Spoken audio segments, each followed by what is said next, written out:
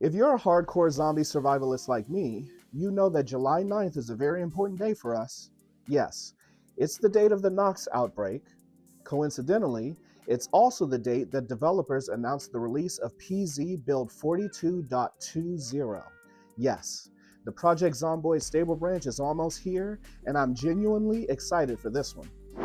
I've been playing a lot of Project Zomboid on my Lenovo Legion Go, and while it's absolutely become one of my favorite handheld experiences, there's still a few things in the gameplay that leave room for improvement. Developers have announced that the new build will address issues with character spawns, controllers, that's huge for handheld gamers, meat yield for butcher hooks, vehicle towing, zombie culling in multiplayer, and loads more.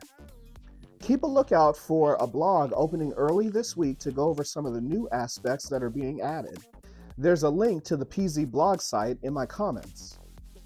The update drops on Wednesday, July 29th, so before the stable branch goes live, I wanted to share the biggest things I'm hoping to test on day one.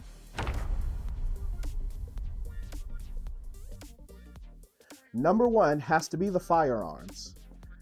I've had moments where aiming with the controller just doesn't feel as smooth as I'd like. Switching targets, lining up shots, and moving while aiming can still feel a little awkward or clunky. This is probably the first thing I'm jumping into when Build 42.20 goes live. I'm going to break into the police station, grab a shotgun, and storm the trailer park outside of Riverside. I'm hoping they've thought of a way to steady the aim so that it matches the feel when playing with a mouse on the PC. The second thing is controller navigation, user interfaces, and the analog movement. Build 42 added a ton of great systems, but sometimes working through inventory, crafting, or radio menus on a handheld just feels slower than it should. It's not enough to stop me from playing, but if this update makes those interactions smoother, that's going to be a huge quality of life improvement. I'm hoping to see some improvements to the UI scaling, accessibility of radio menus, and please God, I hope they fix the bug that makes it so that you constantly sprint when moving. Well, actually, maybe I kind of like that one.